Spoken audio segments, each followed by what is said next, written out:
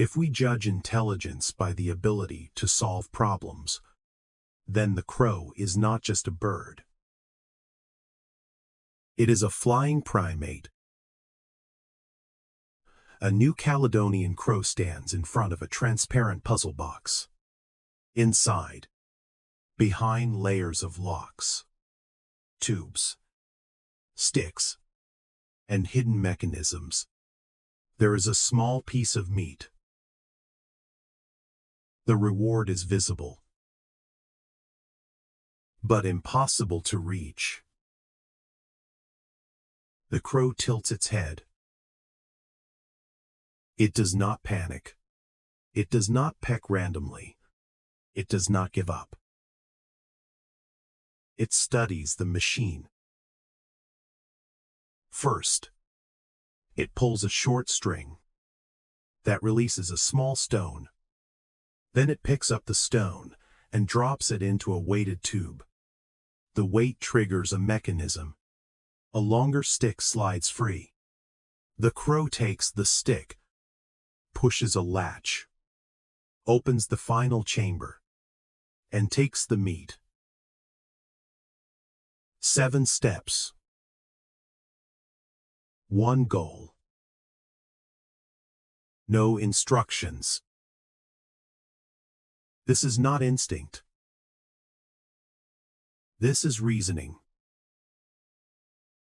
Welcome to the mind of the genius in black.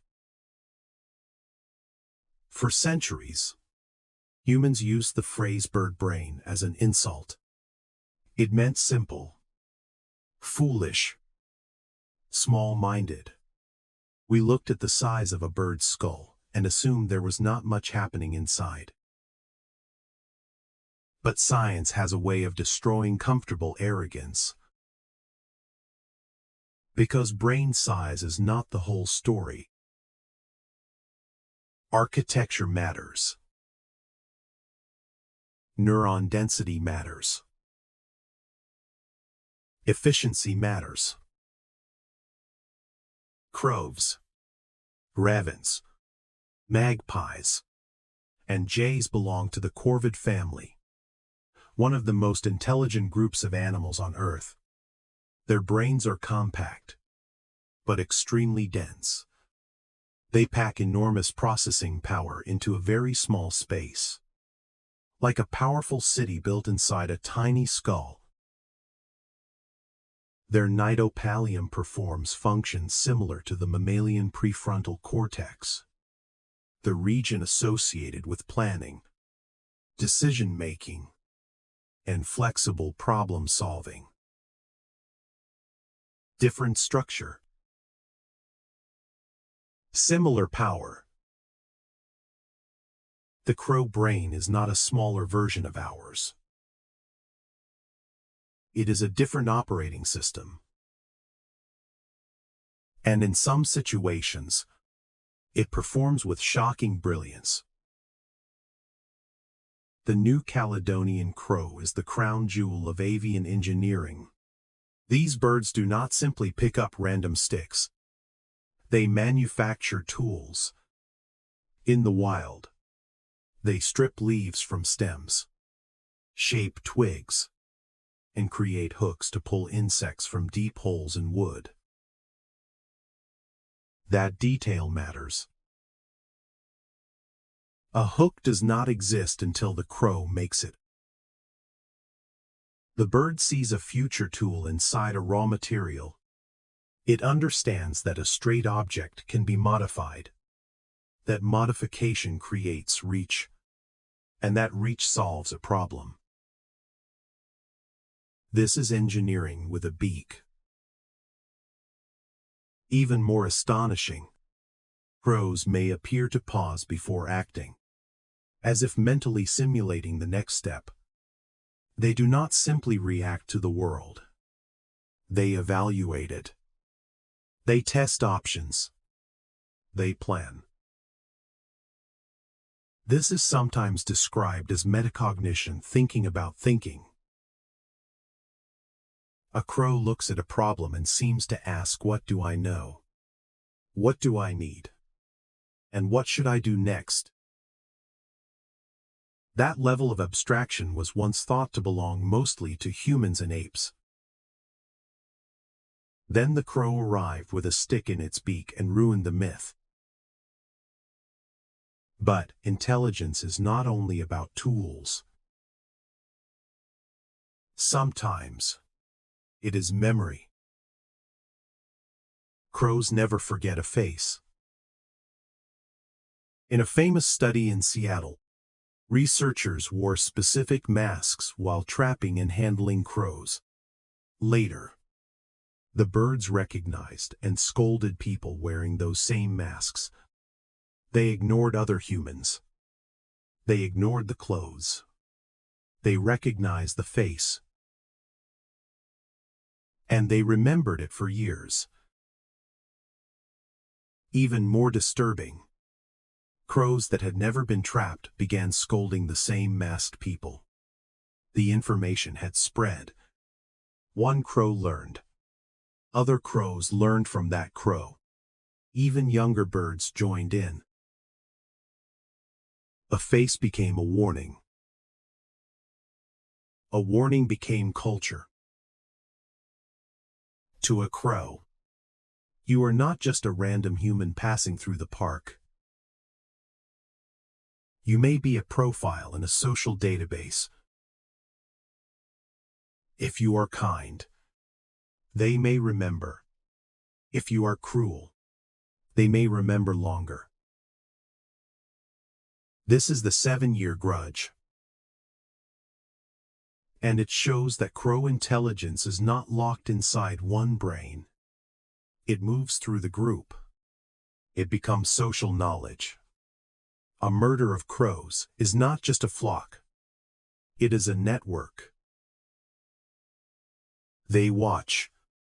They learn. They share. And they judge. Then comes the classic test from Aesop's fable. A crow sees a tube of water. A floating treat sits too low to reach. Nearby are objects, some heavy stones, some light pieces of wood. The crow drops a stone into the water. The level rises. Another stone. Higher. Another. Higher again. The treat reaches the top. The crow takes it. This is displacement. The basic physical principle that solid objects can raise water level. But the crow does not use just anything. It often chooses heavy objects that sink, not light objects that float. It understands what helps and what wastes time. This is cause and effect. This is volume. This is practical physics. Many human toddlers struggle with versions of this task. The crow passes.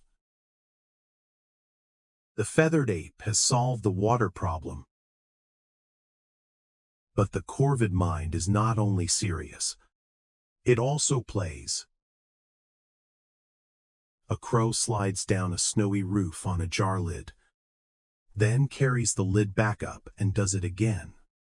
There is no food reward, no survival benefit that we can easily measure. It appears to be doing it for the thrill.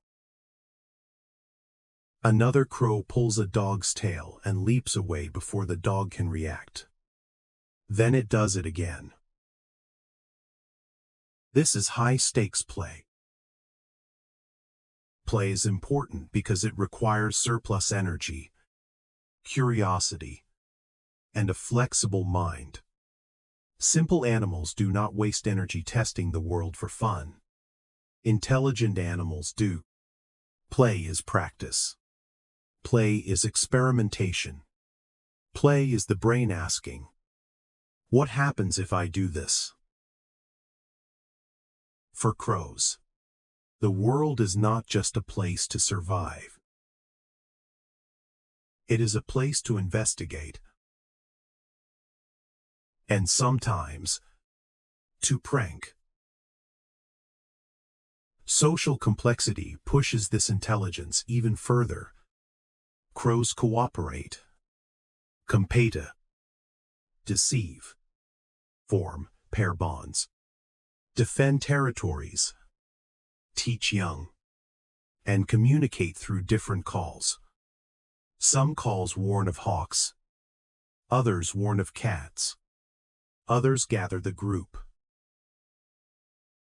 Their language is not human language, but it is not meaningless noise. It carries information. A crow funeral may look like grief, but it may also be a classroom.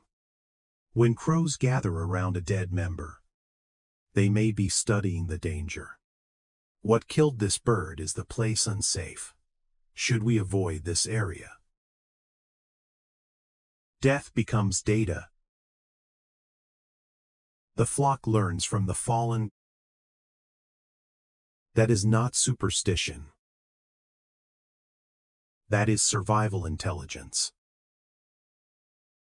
And then we reach one of the deepest signs of mind deception. Crows cache food for the future. They hide nuts, meat, seeds, and scraps in secret places. But if another crow is watching, the hiding bird may fake the cache. It may pretend to hide food in one location, then move the real food somewhere else when the observer leaves. This is extraordinary. To deceive another bird, the crow must understand that the other bird has a perspective.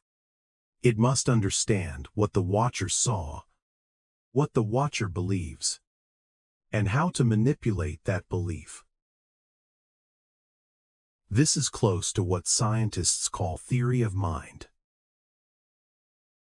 The ability to think about another mind. A crow that fake hides food is not just protecting a snack. It is managing another creature's imagination. It is lying. And it takes a genius to understand how to lie. Crows also understand the human world with frightening speed. They open bins, use traffic to crack nuts, wait for safe moments at crosswalks, recognize dangerous people, adapt to cities, learn from machines, explore routine. The city becomes a forest of glass, metal, roads, and signals. And the crow learns the rules. A car becomes a tool. A traffic light becomes timing. A trash can becomes a puzzle. A human becomes a source of information. We are not only watching crows. Crows are watching us. Some corvids even show signs of self-recognition. Magpies have performed mirror test behaviors suggesting they may recognize their own reflection. Few animals reach this category. It asks a question that feels almost philosophical. Is that another bird? Or is that me? When a bird reaches toward a mark on its own body after seeing it in a mirror, the boundary between animal and personhood becomes less comfortable. The sky is full of mind, not human minds, not les amines. Different minds. A crow's intelligence is shaped by flight, danger, social life, problem-solving, memory, hunger, and curiosity. It does not need to write equations to be brilliant. It solves the problems the world gives it. And it solves them with elegance. The bird brain myth is dead. The crow is not simple. It is an engineer, a strategist, a memory expert, a social analyst, a prankster, a toolmaker, a future planner, and sometimes a leer. It is the feathered ape, a true intellectual titan of the natural world.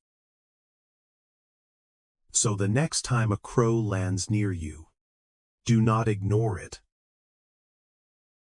Look into its eyes. It may remember you. It may be judging you. It may be solving a problem you have not even noticed yet. Intelligence is everywhere, if you know where to look.